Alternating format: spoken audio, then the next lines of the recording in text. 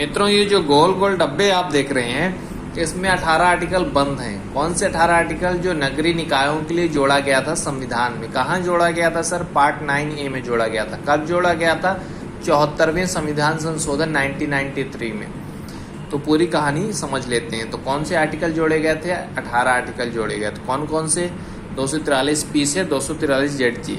ये PQ क्या है सर? ये PQ ये है कि 243 एक बड़ा आर्टिकल है, उसी आर्टिकल के अंदर इतनी सारी लाइन लिखी है तो उसको अलग अलग बोल दिए। एक आर्टिकल के अंदर सब आर्टिकल, जैसे एक घर के अंदर बहुत सारे कमरे होते हैं वैसे एक आर्टिकल के अंदर इतने सारे छोटे छोटे आर्टिकल हैं। ठीक है, तो 243P में परिभाषाएं दी गई हैं।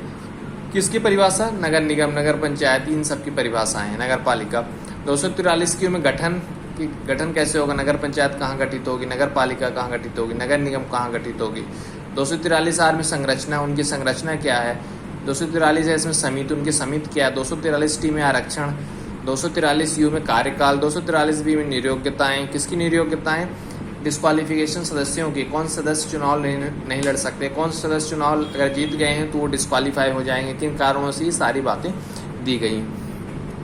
243W में शक्तियां दी गई हैं। 243X में टैक्स दिया गया, 243Y में वित्त आयोग दिया गया, 243Z में लेखा परीक्षण या ऑडिट दिया गया, 243ZA में राज्य चुनाव आयोग दिया गया। फिर संघ राज्य क्षेत्रों में लागू होना ZB में दिया गया। ये क्या है सर? संघ राज्य क्षेत्रों में लागू होना, ये तो समझ में नहीं आ रहा, आप जल्दी जल्दी बोले जा रहे हैं।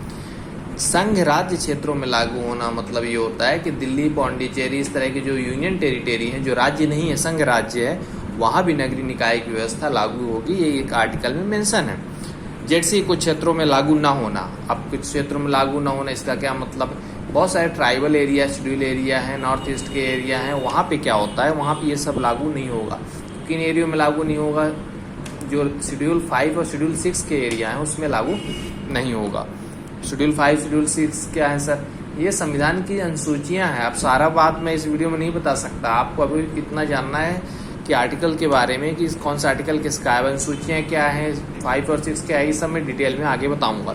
तो 12 अनुसूचियाँ हैं संविधान की। तो संविधान की अनुसूची 5 और 6 हैं, जिनमें ट्राइबल एरियाज, नॉर्थ ईस्ट का अरुणाचल प्रदेश, नागालैंड, मेघालय, मिजोरम, ऐसे जो जंगल ज़्यादा, जहाँ ट्राइब ज़्यादा रहते हैं, वहाँ क्या है, अलग सिस्टम चलता था ट्रेडिशनल, पारंपरिक रूप से। तो वहाँ ऐसे लागू नहीं होगा नगरीय निकाय, इसकी बात हो रही है।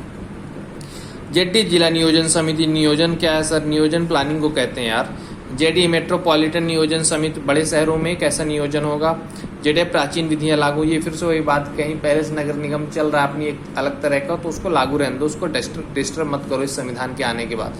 हाँ, जब उसका कार्यकाल पूरा हो जाएगा तब क्या है, ये नया सिस्टम लागू होगा। अभी कार्यकाल अगर 4 साल बचा है और ये संविधान संशोधन आ गया 1993 में, पर वो पहले से चल रहा है तो उसको चलने दो, जब खत्म हो जाएगा तब ये नया सिस्टम लागू करना है। ZG न्यायपालिका का हस्तक्षेप नहीं होगा चुनाव में।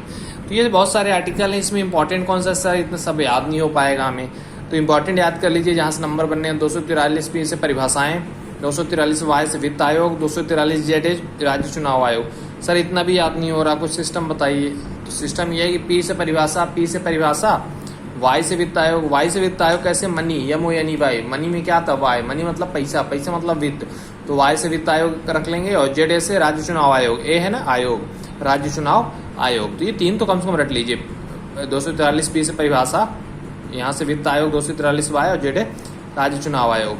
P परिभाषा, Y वित्त आयोग, ZA राज्य चुनाव आयोग, P परिभाषा, Y वित्त आयोग, ZA राज्य चुनाव आयोग। इतना आप रट डालिए।